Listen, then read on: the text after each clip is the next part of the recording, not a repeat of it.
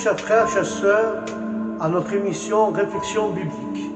Et aujourd'hui, dans cette réflexion biblique, nous allons parler des grandes énigmes de la Bible. Alléluia. Et au premier chapitre de cette étude, de cette réflexion, le premier chapitre que nous allons prendre, nous allons parler de l'homme et de la femme. Et la clé de ce chapitre se trouve dans le livre de Genèse, dans le chapitre 1 tout entier et le chapitre 2 tout entier. Là, c'est la clé et la base de cette énigme de la Bible sur cette réflexion biblique. Nous allons parler de l'homme et la femme. Et au commencement, nous savons, frères et sœurs, que Dieu façonne l'homme de la terre, puis cet homme, il extrait la femme.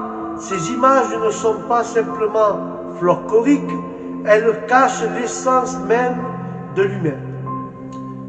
Tiré du mot limus, mais en ce premier tome androgène s'ouvre la béante suite de la féminité confisquée. Il ne pourra désormais combler cette absence qu'en trouvant son âme sœur, son épouse qui épouse son corps. Alléluia. Et là nous voyons, frères et sœurs, l'histoire de l'humanité à travers le livre de Genèse 1 et 2, que l'histoire de l'humanité commence, frères et sœurs, cette histoire commence dans le jardin de l'Éden. Et quel jardin? Celui que l'on connaît sous le nom jardin d'Éden cache bien son nom, frères et sœurs, et surtout son caractère, car depuis la nuit des temps, l'Éden est associé à la volupté, au délice, au plaisir. Ce n'est pas le paradis pour rien, frères et sœurs. Dieu nous dit que la Bible ne prend pas le temps de présenter ou d'expliquer à créer l'univers et tout ce qui contient, de l'infiniment grand et infiniment petit, après qu'il y a des différences, frères et sœurs, qu'il y a des différences, frères et sœurs, sur les choses grandes. Nous voyons des grandes différences. Nous voyons, frères et sœurs, les ténèbres des lumières, écarter le haut du bas, séparer la mer de la terre, border le jour et la nuit. Il commence à jardiner, à faire pousser, frères et sœurs, toute espèce de plantes et d'arbres et de fleurs et de légumes satisfaits. Il décide, frères, de peupler ce vaste espace d'animaux qui devront occuper tous les lieux créés, aussi différents les uns avec les autres, des poissons pour les océans et les rivières, par les mêmes ailleurs les oiseaux pour occuper les espaces aériens, des bestioles qui phosphinent partout et des monstres qui dominent des savanes entières. En effet, tant et tant qu'aujourd'hui encore, après des millénaires, on découvre toujours des espèces d'animaux, notamment des poissons, des insectes jusqu'ici inconnus, au plus profond des mers, au plus profond reculé des forêts, et parfois juste sous une pierre ou dans notre propre jardin. Alléluia. Tout ça, c'est la création que Dieu a fait dans Genèse 1 et 2. Alléluia. Ça, nous voyons la création, frère. Mais aussi, voici qu'arrive l'homme. L'homme arrive au 6e jour. Dieu façonne l'homme après avoir créé l'univers cosmique et sans doute, frères et sœurs, il se focalise sur la planète Terre et se lance dans la sculpture. C'est ce qu'il dit le premier livre de la Bible de Genèse. Donc, il a à l'histoire de la Genèse, la Genèse montre notre histoire. Dieu prend de la terre, la pétrit en modelant un être humain. Ce n'est que le début d'une redoutable aventure. Et voilà donc l'humain, c'est-à-dire l'issue de le mot limus. L'homme est un terreux et un gléieux. Dieu est une espèce de potier qui malaxe la glaise pour lui donner une forme et en faire sortir l'homme à son image de la poussière. Il invente, frères et sœurs, un être qui, mort, retournera à la poussière. D'où l'expression, frères et sœurs, mais avant de mourir, faut vivre. Pour l'heure, voici, frères et sœurs, ces choses. Voici l'homme voir le protocole d'homme d'être différent de tous les autres. Même si un singe, quelqu'un, les concentre en lui-même, toute l'humanité à venir, même plus que l'humanité, les deux genres qui la composent, lorsqu'on lit le rapport ou le sommaire de la création dans le premier chapitre de Genèse de la Bible, où l'impression que Dieu invente au fur et à mesure, mais en partant de rien, d'autres, frères et sœurs, que ce sont d'imaginations terribles, fécondées, puis il y a une rupture dans le rythme du récit du fondateur. On dirait qu'on revient un peu en arrière et on fait un zoom sur derrière l'œuvre de Dieu pour analyser plus de détails cette merveille peu banale, puisqu'il s'agit de vous, de moi, de devenir des êtres humains. Alléluia. Et là, Dieu inventa ou a créé l'homme. Alléluia. À moins que les premières pages de la Bible racontent plusieurs histoires, au commencement, il semble y avoir plusieurs débuts. Dans un premier temps, nous lisons le récit de la création, frères et sœurs, tout entière, qui naturellement ne se passe pas une semaine, mais en une période de temps assez longue, voire très longue. En effet, au hasard, l'une de ces pages, l'une de ces auteurs de la Bible signale que pour Dieu, 1000 ans sont comme un jour et un jour comme 1000 ans. Donc, un premier, deuxième ou cinquième jour de la création peut représenter des millénaires pour nous. Le septième jour de la création ne peuvent être des journées de 24 heures, frères et sœurs. D'autant que ce qui permet de mesurer les jours et les nuits, ce sont la rotation de la Terre autour du Soleil, frères et sœurs. Or, la mise en place divine des astres se situe au quatrième jour. Enfin, après avoir brossé un résumé rapide de la création du monde de la terre, une loupe est posée sur le dernier exploit de Dieu, l'homme. Un homme signalé comme étant à la fois mâle et femelle, non différencié sexuellement, ce n'est pas là un détail, il suffit de voir la place que prend le sexe dans notre vie. Peut-être convaincu qu'il ne s'agit pas d'une figure du style et qu'il est nécessaire de s'arrêter un petit peu là. Dieu créa l'humain Adam à son image, à l'image de Dieu, et le créa mâle et femelle, il le créa. Voilà une citation redondante et énigmatique. Car l'homme, frère, il est androgène. L'homme est-il androgène? Voilà ma question. Si nous espérons, frères et sœurs, à partir de telle affirmation, que nous découvrons que le Créateur et la création, nous avons bien des mystères à résoudre. En effet, cette simple phrase en pleine surprise, la première est de constater que le sujet, qui est Dieu, est présenté comme une forme au pluriel. Mais le verbe est au singulier, créa et non créer. De fait, il faudra écrire Dieu créa et être recalé en orthographe. De plus part et de plus qu'on puisse, Dieu crée à son image Adam et comme Dieu à la fois singulier et au pluriel puisse l'être nouveau, né mâle et femelle et non pas mâle ou femelle. À cette lecture, nous sursautons et le rédacteur du texte, Satan, puisqu'il insiste en répétant mâle et femelle, il le créa.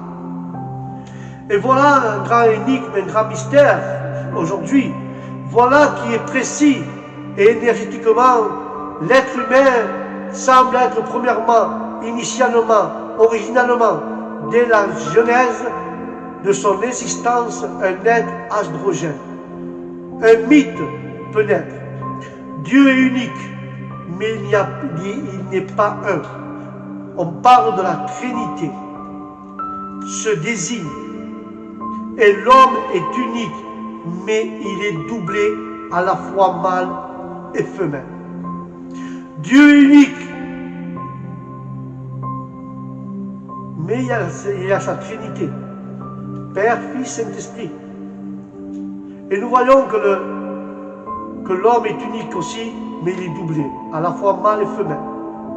Et Dieu, statué, et là on va se statuer, frères et sœurs, sur Dieu, n'est pas aisé, mais cette découverte sur l'homme fait rêver ou fantasmer ou cauchemarder.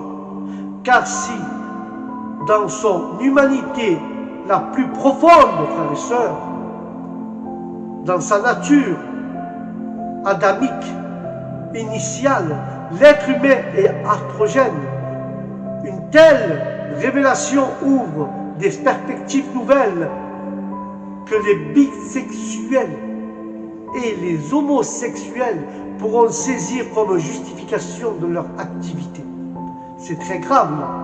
Et là nous voyons que la science, qui n'a pas pour vocation de crédibilité la Bible, dit pourtant depuis longtemps que l'homme est constitué biologiquement d'hormones mâles et d'hormones femelles. Il combine en lui un principe masculin et un principe féminin.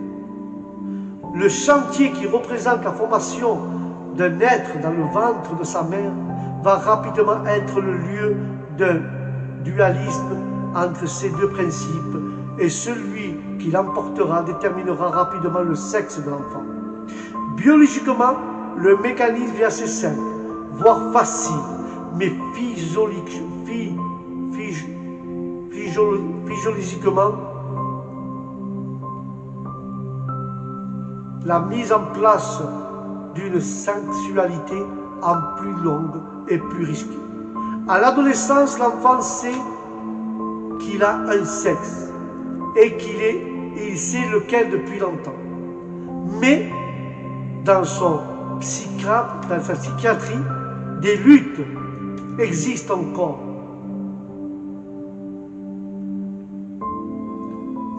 Existent encore et toujours.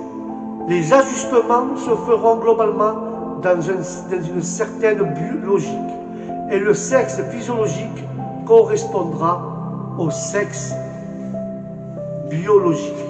Alléluia. Et physiquement, mais les altérations peuvent surgir pour certains. Ce sont des accidents, des déviations, des perversions, mais quel que soit le terme utilisé, il y aura toujours des êtres humains qui ne seront pas en phase avec leur sexualité visible, donc biologique. Les drames surgissent alors. Quoi qu'il en soit, il est clair que la Bible parle bien d'un être primal, Adam, qui serait une espèce d'androgène, lequel reçoit la mission d'être fécond. Une curiosité voudrait sans doute savoir comment les choses devraient alors s'accomplir, mais le voile n'est pas levé sur cette énigme, frères et sœurs.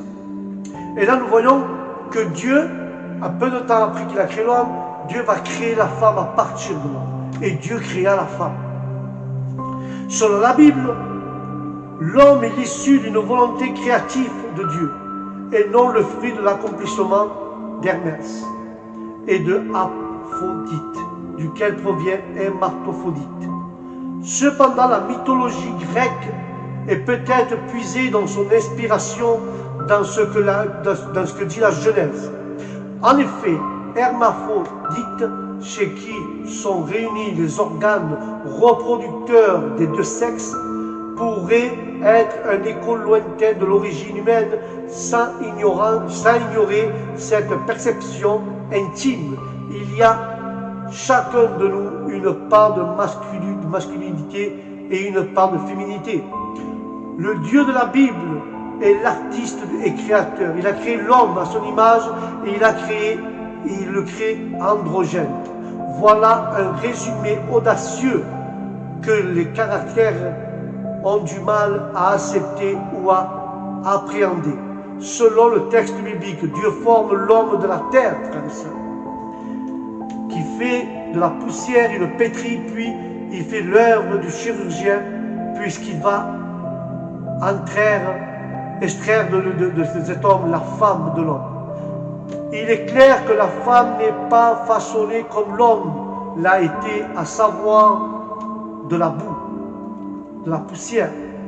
Elle émane de l'homme de son côté ou de sa côte. Nul ne le sait, mais elle surgit bien de l'homme. C'est étonnant. On pourrait dire que Adam accouche d'une femme. Dieu, après une anesthésie générale, procède à l'opération, et à son réveil, l'homme découvre l'autre, sans s'étonner ni s'exclamer. Voici la chair de ma chair, voici la femme. Mais lisons la Bible pour relater cet événement peu banal, frères et sœurs. Le Seigneur Dieu prit l'homme et le plaça dans le jardin d'Éden, pour le cultiver, pour le garder. Le Seigneur Dieu dit, il n'est pas bon que l'homme soit seul. Je vais lui faire une aide qui sera son vis-à-vis. Alors le Seigneur Dieu fit tomber un profond sommeil sur l'homme qui s'endort. Il prit une de ses côtes et referma la chair à sa place. Le Seigneur Dieu forma une femme de son côté qu'il avait prise de l'homme et l'amena vers l'homme. Et l'homme dit, cette fois-ci, c'est les os de mes os, la chair de ma chair, celle-ci on l'appellera femme, car c'est de l'homme qu'elle est prise, et c'est pourquoi l'homme quittera son père, sa mère, et s'attachera à sa femme, et ils deviendront une seule chair. Ils étaient tous les deux nus, l'homme et sa femme, ils n'avaient pas honte. Alléluia. L'androgène court le risque de la solitude, et avant même qu'il exprime son attente, Dieu va lui trouver son vis-à-vis, frères et sœurs. Dieu lui trouve son vis-à-vis, une ailier, une aide. Mais ici, nous allons ouvrir une parenthèse. Tous les traducteurs de la Bible, tout le long de l'histoire, ont eu du mal à traduire l'hébreu peaufiné et élisté de ces textes fondateurs, parce que ces derniers sont comme des poupées russes. Il y a toujours un autre sens derrière le précédent. Et les jeux de mots s'écoulent jusqu'à l'étourdissement, ouvrant sur des explications vertigineuses, frères et sœurs. Or, les mêmes traducteurs sont victimes de cultures que les environnements et les habitent dans des cultures phaéocrates, patriarques, misogynes.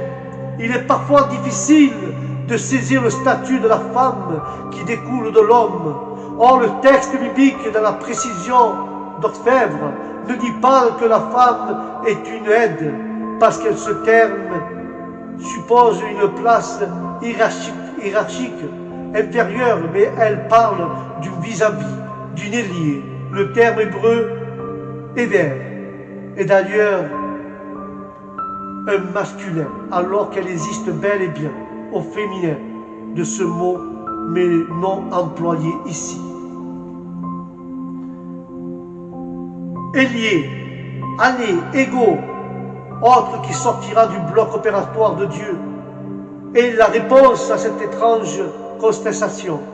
Il n'est pas bon que l'homme soit seul. Lorsque Dieu lui-même contemplait son action depuis le début de la création, il déclare ce qu'il fait est bon. On peut le comprendre sans prendre cela pour de l'autosatisfaction facile, frères et sœurs. Dans les premières pages de la Bible, 6 fois Dieu dit que ce qu'il fait est bon. Et le 7e fois, ravi, il déclare que c'est même très bon. Dès lors que Dieu est donc parfait, ce qui fait est bon et parfait.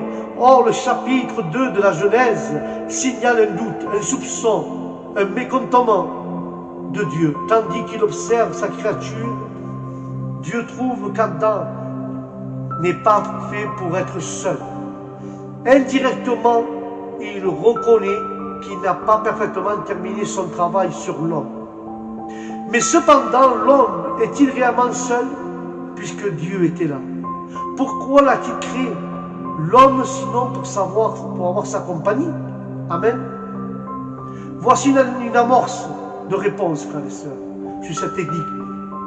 L'homme, à l'image de Dieu, semble être un Dieu sur terre. Et c'est très certainement là le trouble de Dieu. Lui dans le ciel et l'homme sur la terre, un Dieu partout, match nul. Et si Dieu veut rester unique, il ne faut pas qu'une créature se prenne pour Dieu. Même si la mission reçue est de dominer sur la terre, d'être le chef, finalement c'est peut-être pour Dieu qu'il n'est pas bon que l'homme soit seul. En effet, si l'homme se met à croire en lui-même et à sa toute-puissance, voire à son immoralité et immortalité, il est soudain de la concurrence dans l'air. Un homme qui se prend pour Dieu n'a plus besoin de Dieu. Dieu peut supporter qu'une créature se prenne pour lui, que l'horloge se prétende être l'horloger. Un indice peut permettre de mieux saisir ce raisonnement. Et aujourd'hui, c'est après avoir dit que l'homme ne peut pas manger de l'arbre de la connaissance du bien et du mal que Dieu se rend compte qu'il ne faut pas que l'homme reste seul. Et là, nous voyons dans le secret de Dieu, dans le cœur de Dieu, et nous allons voir maintenant le secret de Dieu. Et pourtant, l'homme pouvait-il espérer mieux? Un jardin magnifique, des conditions de vie idéales et un Dieu qui était proche de lui. Un Dieu qui était proche et bienveillant. Et là, nous voyons, frères et sœurs, c'est que certains émites ont cherché comme modèle suprême, loin d'être seuls dans un cadre idyllique, pour conserver tranquillement avec lui hors du temps, voire hors de son corps qui sublime, exprimer plus aucun besoin. Mais voilà, Dieu est un esprit, tandis que l'homme est dans un corps. Dieu est éternel, l'homme est inscrit dans le temps. Dans ce lieu qui est le jardin un peu moins paradisique ou paradisiaque que nous pouvons imaginer, le prétendant, il faut le cultiver, donc le travailler, le garder, donc il y a danger, car l'homme ne peut connaître le bonheur qu'avec un autre qui soit qu'un autre que Dieu. Alléluia. Alors Dieu va poursuivre sa création et sa créature. Il va transformer l'androgène pour en faire un masculin et un féminin. Deux entités distinctes, mais l'issue l'un de l'autre. De l'homme va surgir la femme, laquelle, devenant mère, sera à l'avenir de l'homme en faisant l'homme. Dieu était seul lorsqu'il créa le monde et ce qu'il contient. Mais quand l'homme est créé le 6e jour, tout est déjà fait. Et donc il n'a pas été témoin de la création. Cela reste du secret de Dieu. Et à l'avenir, toutes ces curiosités humaines se heurtent et se heurteront définitivement à cette absence de témoignage humain. Par contre, en ce moment-là, en ce moment de la création de la femme, l'homme, frères et sœurs, existe et il ne pourra être spectateur et observateur alternatif de ce que va se produire. Mais non, Dieu invente l'anesthésie générale. Et c'est encore dans le secret qu'il perfectionnera son travail. Il semble bien que ce soit dans la volonté de Dieu de cacher certaines choses qui, d'une part, lui permettent de garder son statut de Dieu et d'autre part, lui donnent de faire bientôt appel à la foi. Un rapport scientifique et unique entre l'homme et lui. L'opération qui fera de l'androgène un être et même deux sexuellement différents reste donc un mystère. Dès lors, il est facile, frères et sœurs, de dire que la sexualité humaine et la différence sexuelle entre l'homme et la femme est et restera un mystère inexplicable. Tous les psychiatres pourront tenter de saisir cette différence, de cette unicité nécessaire. Il n'en demeure pas moins que toutes les spéculations s'arrêteront au moment de l'anesthésie. Et là, nous allons voir, excusez-moi, et là, nous allons voir quelque chose de grand dans cette énigme de la Genèse.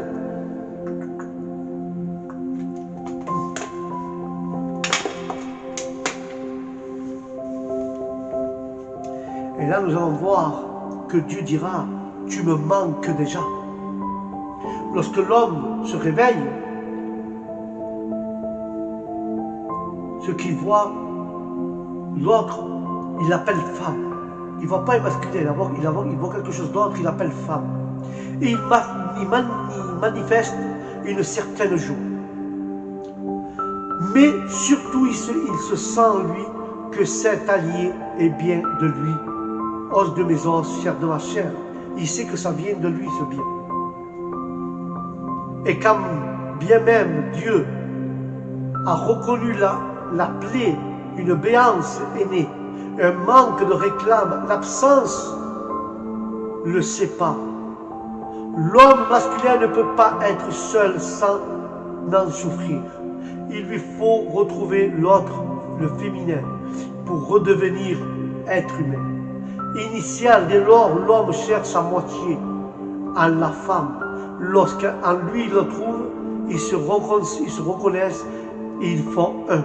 Ils font un tout nouveau ancien. Plus loin dans le texte biblique, il est écrit qu'Adam va connaître Ève. Connaître dans le sens biblique, c'est faire être ensemble. C'est être un couple. Alléluia. Et la formule d'être un couple, frères et sœurs, légitime, étendue lors du... Pour être un couple, ça parle de mariage. Et le mariage, frères et sœurs, est directement extrait de ces textes fondateurs de la Bible. L'homme quittera son père et sa mère, il s'unira à sa femme, et ils se feront qu'une seule chair. Par l'union sexuelle, par l'union du couple, lui-même mâle retrouve lui-même femelle dans le geste et l'amour. Ils atteignent le paradis, l'extase, la volonté, et ils deviennent créateurs de leur créature. Alléluia. Voilà cette première ligne sur l'homme et la femme. Alléluia. C'est Dieu qui les unit. C'est Dieu qui dit que l'homme n'est pas bon qu'il soit seul. Et c'est Dieu qui fait cette union. Amen. Le prochain chapitre des grandes énigmes de la Bible, le second chapitre, nous parlerons du jardin de l'Éden. Merci frères et sœurs pour cette réflexion biblique. Je vous dis à la prochaine réflexion biblique avec la grâce de Dieu pour retrouver les grandes énigmes de la Bible. Que Dieu vous bénisse, que la paix de Dieu soit dans votre âme et dans vos esprits. Shalom.